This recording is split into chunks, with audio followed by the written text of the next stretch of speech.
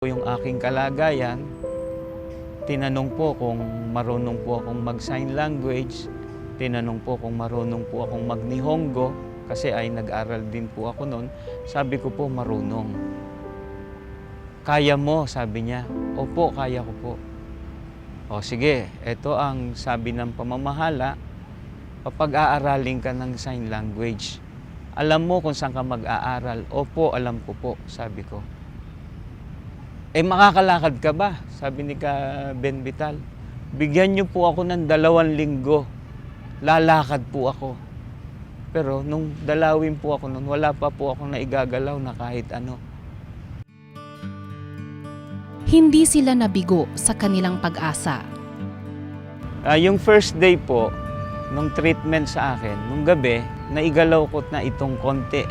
Itong aking daliri sa yung pinakamalit kong daliri. Sabi ko, si Tart, effective yata yung gamot. Tuntua ako noon. Tapos kinabukasan, pagbisita ng doktor, sabi ko, Dok, yung mister ko po, gumalaw yung isang daliri. Huwag mo munang ganong asahan, initial reaction yun, sabi ng doktor. Tingnan natin ang magiging resulta sa mga susunod na dose. Ganun po ba? Ilan % po ang pag-asa niyang mabuhay? Sabi ko ulit, 5% sabi ng doktor. De malungkot pa rin ako. Tapos nung sumunod na araw, ika-2 dose, gumalaw ulit yung pangalawang daliri niya. Nung ikatlong araw, gumalaw na yung 5 niyang daliri. Gumalaw. Tapos tinawag na ako ng doktor, sabi niya, positive yung result ng gamot natin, itutuloy lang natin yung 5 araw pa. Pagkatapos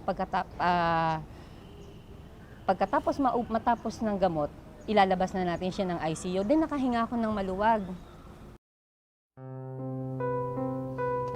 Ang matinding pananampalataya ng mag-asawa na walang imposible sa Diyos na makapangyarihan sa lahat ang nagpalaya kay kapatid na Oscar sa pagkakabilanggo niya sa matinding karamdaman na ito. Eksaktong 1 buwan. Pagkatapos ng pagsamba ng PNK, nang hinatid ko yung anak ko sa pagsamba. Pagdating sa pagsamba, siyempre ang anak ko tinuturuan ko rin magpanata sa kanya, manalangin sa Diyos. Pauwi na kami, naglalakad kami. Pagpasok namin ng pinto, sabi ng asawa ko, Tart, may sorpresa ako sa'yo, sabi niya gano'n. Ano yon? Sabi niya, intayin mo, dyan lang kayo sa pinto. Sabi niya, dyan lang kayo sa pinto mag-ina, sabi niya. Diyan lang kayo sa pinto ni Miko, sabi niya. Tumayo siya. Tapos umakbang siya ng 3 hakbang. Nung makita ko siyang lumakad, hindi ko alam kung paano ko pasasalamatan yung ama. Lahat ng hiniling ko sa kanya, lahat ng ipinakiusap ko, dininig niya. Mula dun sa 5% na chance ang mabuhay, tinulungan niya na bigyan ng pagkakataon na mailabas ko ng ICU. Mula doon sa paralyzed na hindi na makatayo, hanggang sa nakita ko siyang humakbang.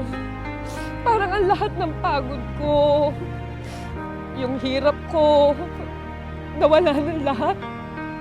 Nakita ko siyang humakbang, magkakaroon na kami ng pagkakataon na makatupad ng tungkulin.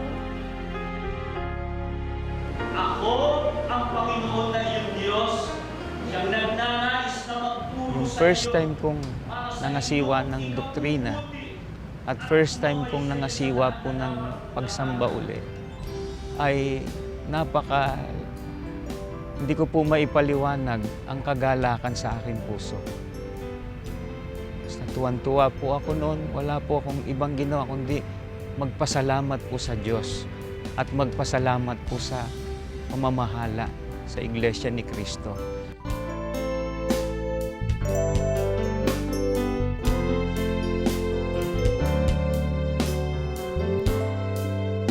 Nakita ko ang kahalagahan ng panalangin sa Diyos. Yung awit nga na number 24, yung pagtawag ng taimtim. Pag taimtim ka na nalangin, pag buong puso kang humingi sa Diyos, kahit gaano pa ka-imposible, ibibigay niya sa'yo. Sumampalataya ka lang. sumampalataya ka lang. Huwag ka mag-aalinlangan. Ang pagsubok na pinagdaanan ng kanilang sambahayan ay lalong nagpatibay sa kanyang panghahawak sa ministeryong kanyang tinanggap mula sa Diyos. Sinabi ko doon sa anak kong bunso, mula nung maliit siya, hindi pa nagsasalita, magmiministro ka anak. Dito tayo sa ministeryo na buhay, dito rin tayo mamamatay. Sabi ko sa akin may bahay, dito ko gusto na manatili ating mga anak. Hindi sila dapat humiwalay dito. Lagi pong kinukwento ni Papa sa akin yung naging karanasan niya po na nung nagkasakit siya.